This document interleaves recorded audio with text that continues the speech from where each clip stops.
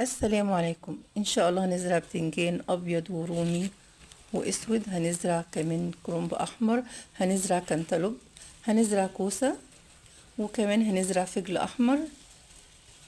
كمان دلوقتي نقدر نزرع طبعا الخيار وكمان البروكلي وكمان الكابوتشا. كمان نقدر نزرع البذور عندنا دلوقتي بتاعت الكركديه، وكمان نزرع الطماطم من البذور والشتلات، وهنزرع النعناع كمان، وكمان نزرع الفلفل برضو بذور او شتلات. هنزرع دلوقتي بذور الباباز، وهنزرع دلوقتي البطيخ سواء بذور او شتلات، وكمان عندنا طبعا الملوخية والبامية وكمان دوار الشمس. وكل سنة وانتم